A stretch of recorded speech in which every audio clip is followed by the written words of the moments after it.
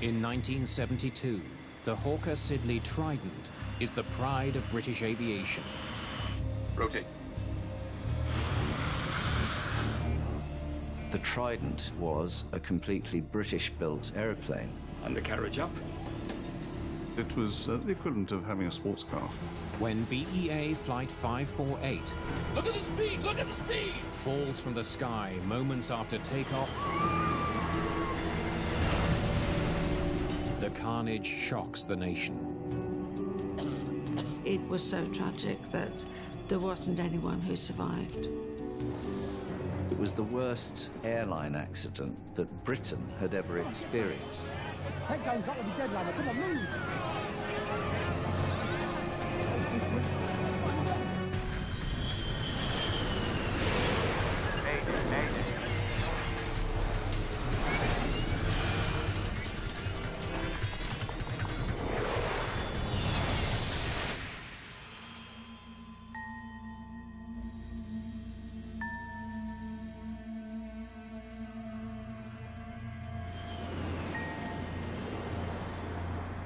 London's Heathrow Airport. Beeline 548 requesting start.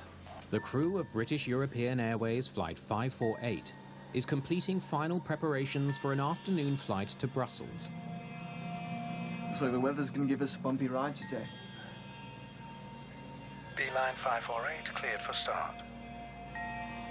Captain Stanley Key was supposed to have today off, but was called in at the last minute. Key is a former RAF pilot and one of the airline's most qualified captains. Start, master. On.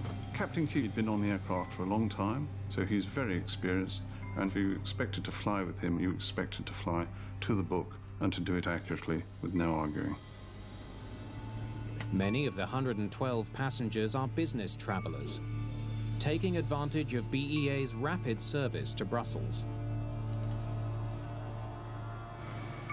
The jet-powered Trident can make the trip in just 45 minutes. The Trident was really a competition for the propeller and the turboprop aircraft, which were much slower. So you now had an aircraft which was fast, it flew above the weather, and it was halving the time to European destinations, which was an enormous economic advantage to the airline. It takes 3 pilots to fly the plane. Droops down. Jeremy Keeley is the co-pilot. Flaps 20. Simon Ticehurst will help monitor the instruments. Engine 1 start. Engine 1 start. It was an immensely popular airplane because it was the equivalent of having a sports car. It had a terrific performance. It had very powerful controls, which were all hydraulic. It was delightful to fly once you got used to it. Today's flight is getting off to a slow start. The airline has told the crew to wait for some last-minute passengers. Another flight crew needs a lift to Brussels.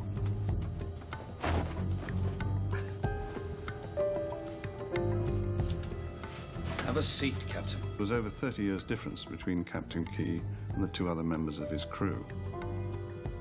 And this produces the natural differences you have between a generation.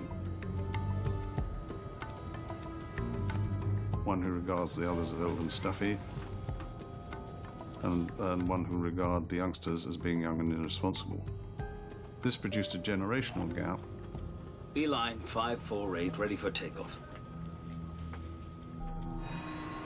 Beeline 548 clear for takeoff. 548. The captain calls for takeoff power. Maximum thrust.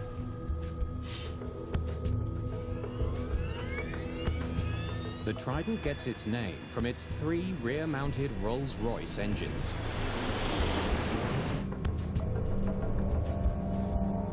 Second Officer Ticehurst monitors the plane's speed. 100 knots. They can't lift off until they reach rotation speed. 139 knots. Stopwatch on. Meanwhile, Keeley keeps a close eye on the time. It's part of a special procedure designed to minimize aircraft noise over populated areas. It's a very noisy engine with a particularly nasty crackle to it. So noise abatement would be an issue wherever it flowed.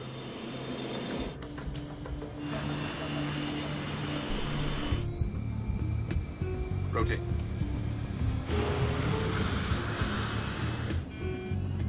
Once they've gained enough altitude, they'll have to throttle back slightly to reduce the noise of the engines. They've got to adjust the power, i.e. reduce it, just when it would be really rather nice to keep the full power on. But they've got to reduce it for noise abatement reasons. Officials at the airport measure the noise level after 90 seconds. If the pilots get it wrong, they'll have a black mark on their record. The pressure on you is to do it quickly and to do it accurately. Undercarriage up.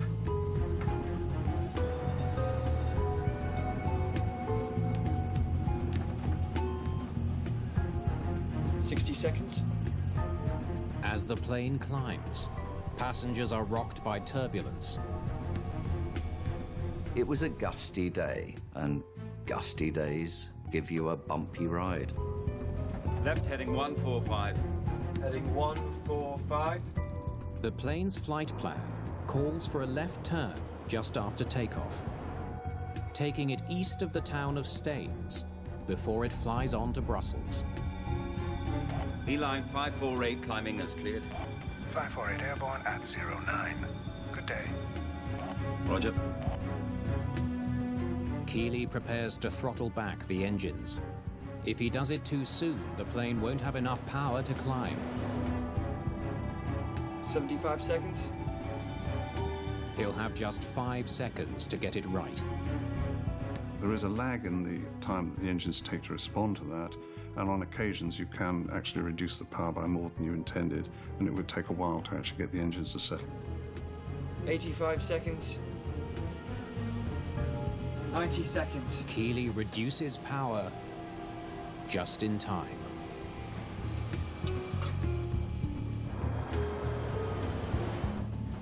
Passing 1,500 feet. The procedure goes well. 548, climb to flight level 60. Squawk 6615.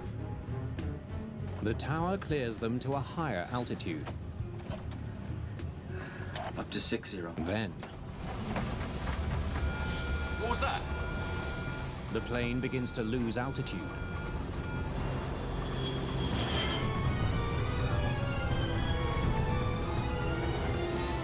Look at the speed! Look at the speed! The airspeed dropped quite rapidly. There was then a very high rate of descent. They were just passengers in their own aircraft.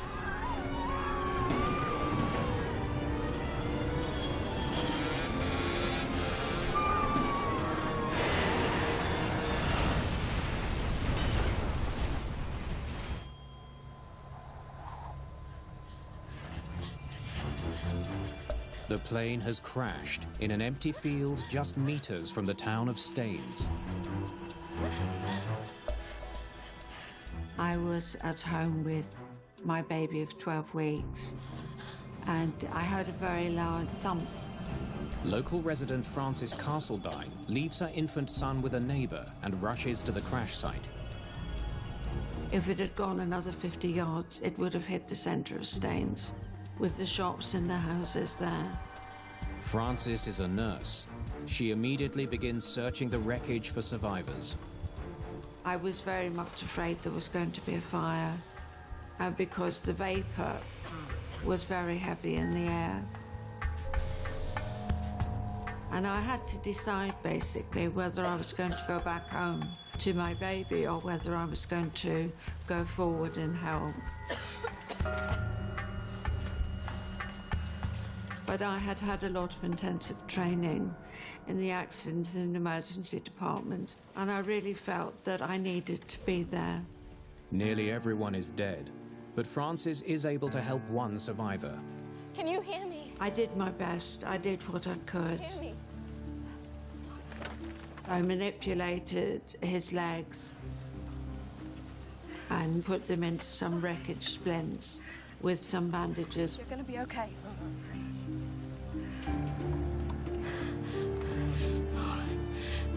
Hey! Hey! The man's injuries are too severe. Despite her quick response, he soon dies. It just was so tragic that there wasn't anyone who survived. All 118 people aboard BEA Flight 548 are killed. This accident was pretty horrifying because it was the worst airline accident that Britain had ever experienced, and BEA was reckoned in those days to be the kind of airline that just didn't have crashes, and this time they did.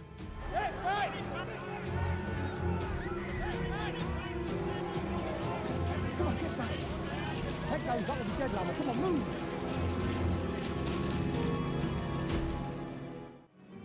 Flight BE548 en route to Belgium crashes in a field not far from Heathrow and only a few feet from houses in the main road. News that a plane crashed and narrowly missed the town of Staines is soon the top story across the country. Within an hour, the news reaches Chris Pollard, a new investigator with Britain's Accidents Investigation Branch. At the time that I arrived on the site, the rescue attempts had started big time, and the site was very, very active with people. Investigators are struck by something unusual. In most accidents, momentum carries the wreckage forward after it hits the ground. The crash at Staines is different. The tail had not moved very far from where it had initially struck the ground, and the rest of the aircraft probably hadn't moved forwards more than about 50 yards, which for such a heavy aeroplane is very, very little distance. Nearby power lines tell part of the story. The older investigators, they were pointing out the power lines which had passed over very, very shortly before the first impact point. If you walked around the back of the remains of the tail unit, you could look backwards and upwards, and there were overhead high-tension cables. This told you really that the aircraft must have been coming down at a very steep angle in order not to interfere with the cables. The undamaged wires and compact crash zone tell investigators that the plane fell to the ground suddenly and steeply. It's a sure sign that the plane stalled. An aircraft stalls when it's flying too slowly to generate sufficient wind over the wings to give it lift. When that aircraft hit the ground, it was actually slightly nose up. It was falling through the sky like that. An airplane can stall for many different reasons, from engine failure to pilot error. Pollard studies the wreckage in search of the specific reason for the stall. Every piece of debris is a potential clue. You may come across something which is unexpected, at which point you have to try to explain it. It may prove to be a red herring. It may prove to be something crucial. How you do the salvage actually very much influences how easy you make things for yourself. Hang on, will you? You can, by careless salvage, make things incredibly difficult for yourself. There's another challenge. In 1972, planes in the United Kingdom are not required to carry cockpit voice recorders. The modern investigator is helped enormously in so many accident situations where a cockpit voice recorder is present, because it really does help you understand what was going on the flight deck. I think we forget how difficult this must have been to investigate. Investigators will only have the information from the Trident's flight recorders. It will take time to recover and process that data. The rest of the debris is carefully labeled and sent to AIB headquarters in Farnborough. All this has to get back to the hangar. There, the plane will be put back together like a jigsaw puzzle, a process that could take months. The team has no time to lose. If there's a problem with the Trident, investigators need to know as soon as possible. There is enormous pressure to find the cause of the crash. You have to recognize that the Trident was a completely British-built and British-engined aeroplane. Therefore, For British industry, it was very important that if there was anything wrong with the Trident, it should be found out and corrected. The weather could provide an early lead. There was a cold front about 30 miles away, and at the airport at the time, there was low cloud at about 1,000 feet. Undercarriage up. And there was moderate turbulence, which would vary rather like driving a car over a rough road. In bad weather, storm clouds sometimes create powerful columns of air that can force a plane to the ground. Extreme wind shear or something of that sort can lead to a stall. Planes are especially vulnerable during takeoff. They're so close to the ground that pilots have little time to recover from the problem. The aircraft had only just taken off and it was still pretty low. If a stall like this had happened at multiple thousands of feet, there would have been plenty of time to recognize what the problem was and to do something about it. Investigators need to know just how severe the weather conditions were at Heathrow when the Trident took off. The AIB receives detailed meteorological reports from the day of the crash. They reveal that the turbulence simply wasn't strong enough to knock a plane out of the sky. Meanwhile, investigators turn their attention to the preliminary information captured on the Trident's black box. The amount of recording on the Trident was the greatest amount of any airliner I was aware of at that time. It was very much state-of-the-art. They focus on engine data, searching for any sign that the engines flamed out or lost power. A sudden loss of thrust could explain why the aircraft stalled, but the data shows the engines were working perfectly. The Trident climbed out with enough thrust to maintain a safe speed. With regard to the engines, we were quite satisfied that there was no evidence of a gross loss of thrust. Engine failure did not bring down Flight 548. The stall happened very suddenly during a normal climb. The speed, although it was a bit lower than it should have been, it was not dramatically lower than it should have been. It should not have led to a stall.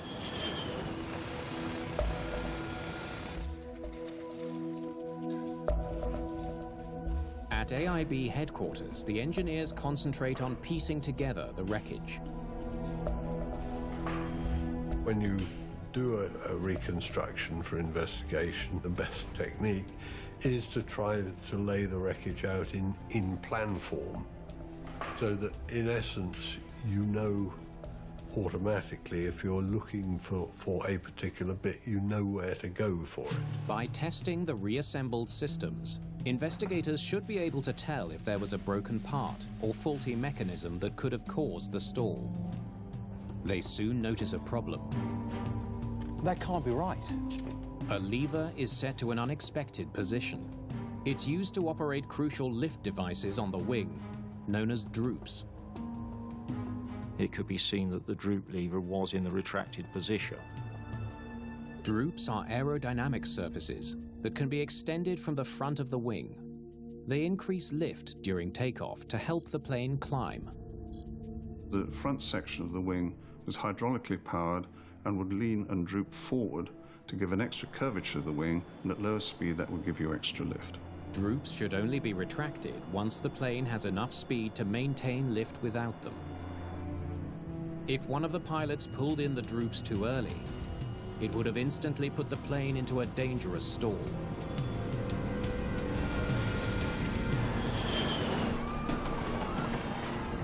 The discovery baffles investigators. How on earth did somebody manage to retract the droop lever and nobody noticed that that had happened?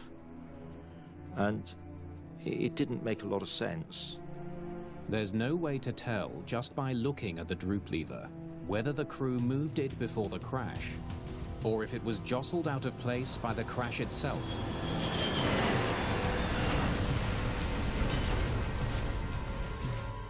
It might even have been moved during recovery operations. Hang on, will you? We had the whole of the droop system laid out on tables in front of the wing, To determine how the all-important lever was last moved by the crew, Pollard must carefully examine the cables connected to it. The droop lever operated a cable system which went down to the drive motor and selected a position which the drive motor would drive to.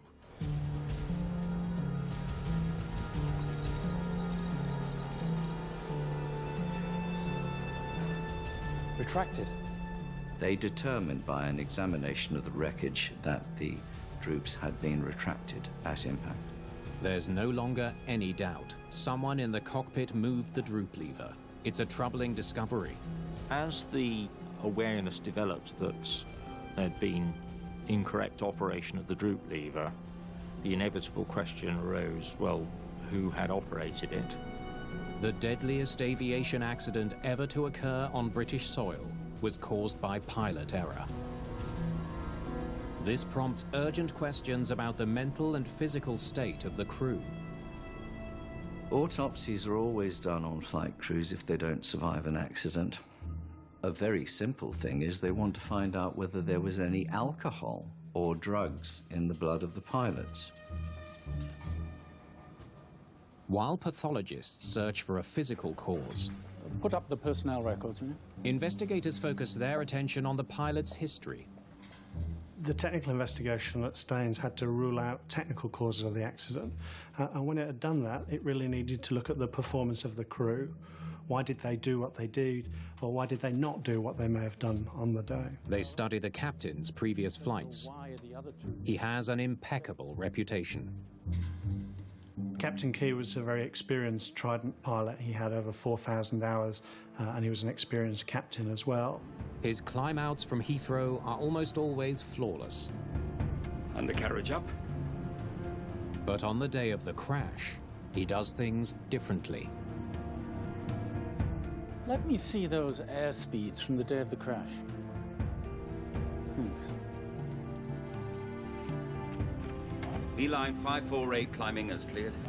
548 airborne at 09. Good day. Roger. As he flew out of Heathrow, Key was flying the Trident a bit slower than usual. On this occasion, from almost immediately after takeoff until the accident had occurred itself, there was a noted disparity between the speed that he should have been aiming at and the speeds that he was actually achieving. It's an intriguing clue. This is not the way Captain Key usually climbs out after takeoff. The performance at low speed was quite critical. The aircraft relies on its speed to provide lift. That means particularly close to the ground, it has to be flown very accurately. Put up the photo of Key. Key's normal performance came up to normal standards, but this on the day was well below standard. So they looked for reasons why this might be so. Now the tray table from the wreckage. A piece of wreckage points to a possible explanation. In the sort of engineers area, there was a little table, and on that table there was some graffiti scribbled, which gave a few rather facetious comments, obviously from a pilot who'd been sitting in that position. Bloody fools. It said Key must go, and then a few other derogatory comments added as well. Could you hand me the photograph?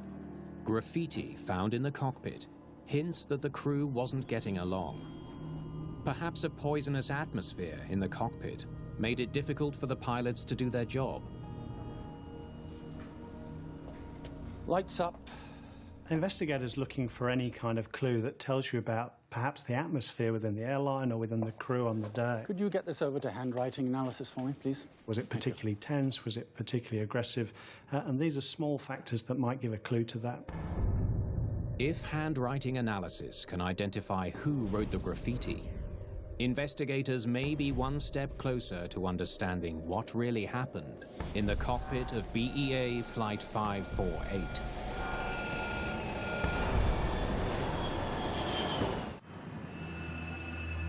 Investigators interview other BEA pilots to find out all they can about Captain Stanley Key and his crew. I hear you're someone we should talk to. Yeah. I need to tell you what happened. Pilots at British European Airways are on the verge of a strike. Captain Key is seen by many as a company man. There was work to rule going on. Most of the co-pilots, which included me, were working to rule, and he thoroughly disapproved of this as not being a professional way to behave and was leading a campaign against it. According to witnesses, things came to a head 90 minutes before the flight to Brussels.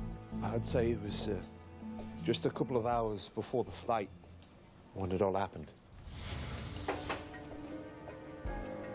Captain Key, I hear the battle's starting to go our way. What did you say?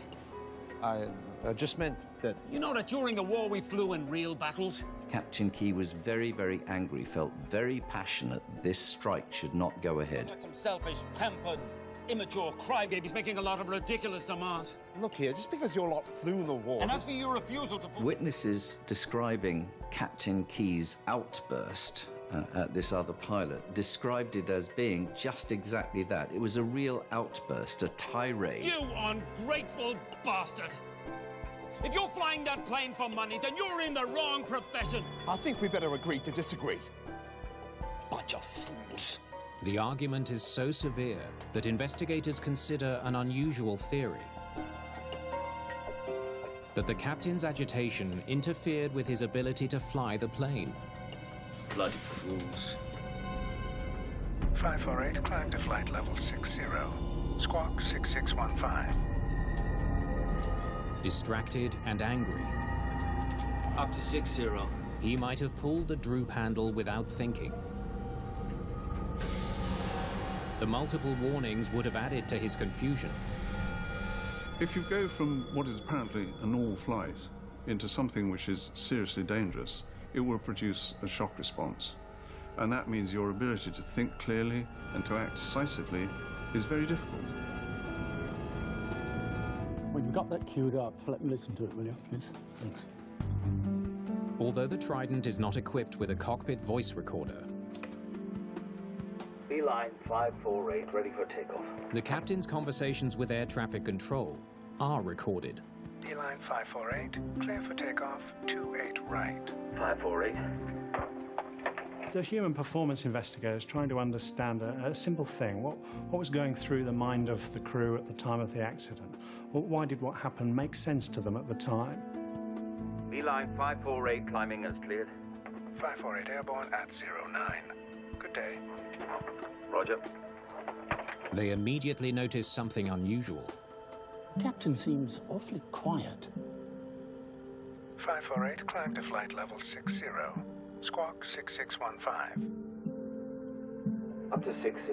The captain's infrequent radio calls are so short, they don't even meet aviation standards. For a proper response, if you are given a clearance, you have to repeat it back with the call sign of the aircraft. That was all missing. Inadequate responses are out of character for this strict captain.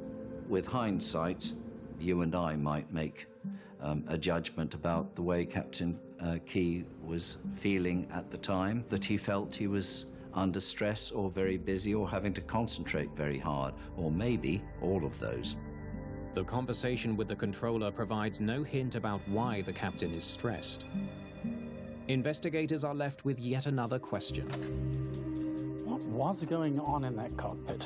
Stress takes many forms. It can be physical stress or it can be anxiety, perhaps caused by, in this case, an argument.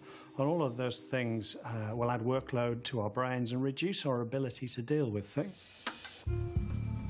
Results from the handwriting analysis are in. These are similar C's on the BOAC and on license. Discovering who scrawled graffiti in the cockpit could be the break investigators need. Simple enough letter that could be. The sample is similar to the co-pilot's handwriting. Right, there's more of those D's. But experts conclude it's not a match. They never positively identified the handwriting and the graffiti as definitely being one of the pilots who was in that crew. It's another dead end. Investigators are no closer to understanding why BEA Flight 548 ended in tragedy. Right, could you show me some of the switches on the Trident here? Desperate for leads, they travel to BEA's flight simulator outside London. The team hears about a nagging problem for pilots of the Trident plane. The handle used to retract the droops is nearly the same shape as the one used to adjust the flaps. I can see why you confuse them. One has to bear in mind that it's being moved by the palm of the hand, and it's not easy to identify one from another. Beeline 548, climbing is cleared. It's the co-pilot who's supposed to raise the flaps after takeoff. 548 airborne at 09. Good day. Roger. But the third pilot sometimes helps out. 85 seconds. The noise abatement procedure added to the pressure. If the flaps were already up, it would be all too easy to pull in the droops instead. There were circumstances under which it would be possible quite easily to retract the droops early, and that could be catastrophic. If their theory is right, investigators should be able to find other cases where pilots made the same mistake. The team reviews the flight records from nearly 100 other Trident flights. It's not just this crew. They find 2 near accidents where pilots pulled in the droops by mistake. It's suddenly beginning to look like the captain's argument in the crew room had nothing to do with the accident. Poor design may be the real cause.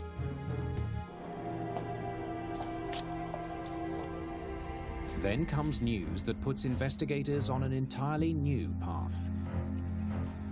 In Captain Key's routine medical examinations before this, nothing was reckoned to be wrong with his health.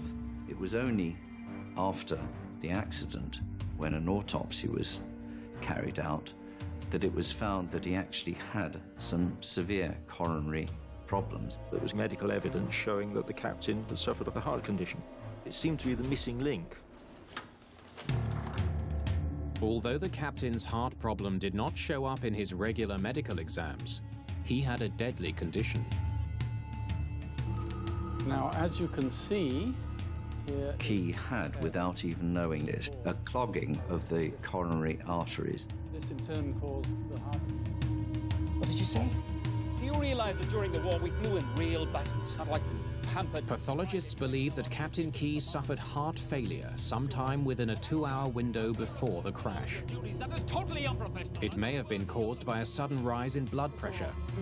And you ungrateful bastard! Captain Key may not have had symptoms of a heart condition prior to the accident, but following a stressful event, perhaps after the argument, it seems to have started to have an effect on him. Bloody fools. The theory could help explain the captain's unusual radio calls.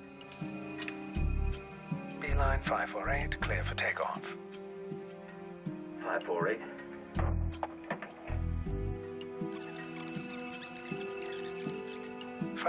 Climb to flight level 60. Squawk 6615. Up to 60. If Captain Key was in enough pain, he would have kept his replies as short as possible. His discomfort might even explain why the droop lever was pulled too soon. His level of pain would have increased over the period up to a point where he would have become partly or totally incapacitated. Anything from what may feel like heartburn or indigestion through to a violent pain close to death. If you're flying that plane for money, then you're in the wrong profession. Finally, investigators have a possible explanation for what happened in the cockpit of Flight 548. Bunch of fools.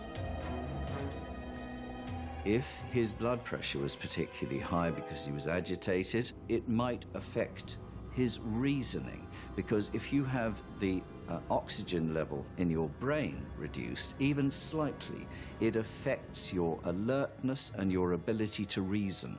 And the accident investigators reckoned that that may well have been so in this case. Right, so we have to comb through all the information. There's still a nagging question. There were other qualified pilots in the cockpit that day. Why didn't one of them do something to save the plane? The second captain seated in the back was too far from the controls to be of any help. But the 2 co-pilots could have responded to the crisis. Neither Captain Key nor the other pilots realized that it was the retraction of the droop which had caused the stall, because nobody attempted to put it back down again. If they had done, they could have unstalled the aeroplane. Jeremy Keeley. Crew records provide a possible explanation. Because of the labor dispute at the airline, pilot training had been disrupted. Both the co-pilots on Flight 548 are very inexperienced. What was that?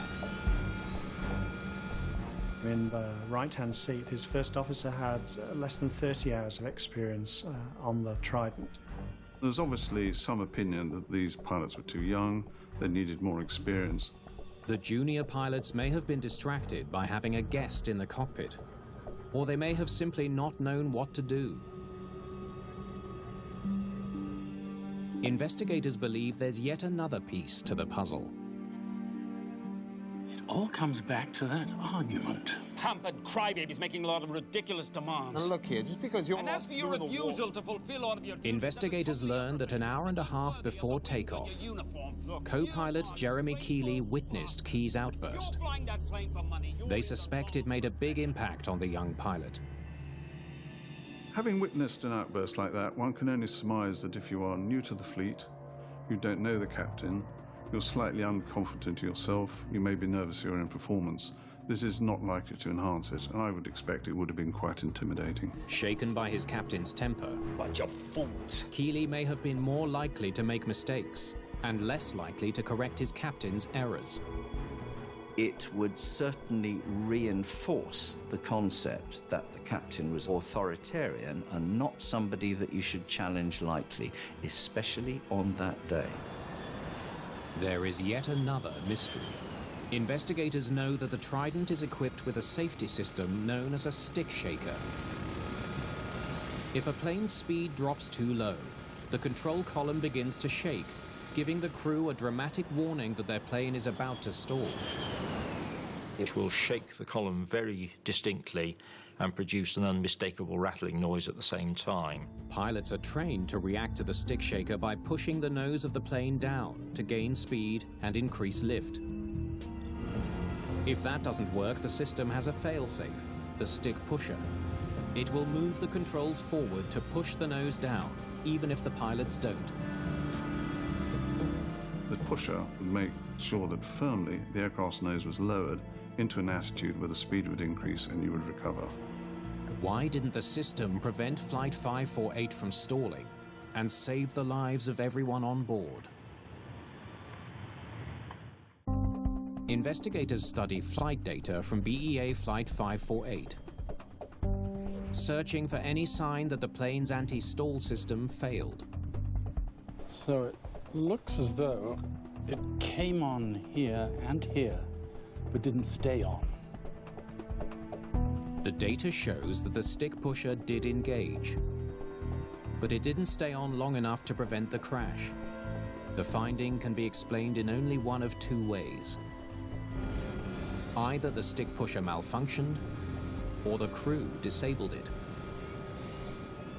The stall recovery system was capable of being inhibited if they concluded that the thing was operating incorrectly. To figure out what actually happened, engineer Peter Coombs has to test every electrical connection in the system.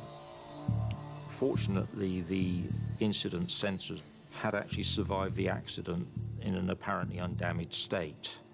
And there were a number of other components to the system, and they were tested and found to be operating accurately. Coombs' test results point to a stunning conclusion.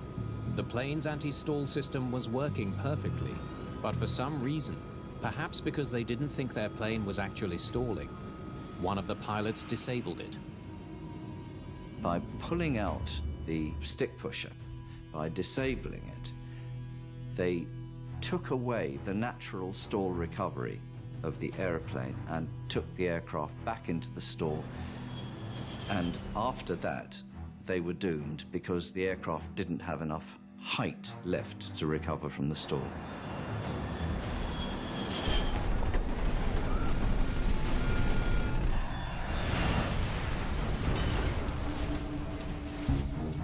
It now seems the crash of BEA Flight 548 was the result of a tragic combination of factors. First, a looming strike that led to an argument. Making a lot of ridiculous demands. Look, kid, because you're... And as for your refusal to... A heart failure that was possibly triggered by the fight, confusion over control levers, and co-pilots too junior or too intimidated to step in when things started to go wrong. For investigators, each piece of the chain is as important as the other.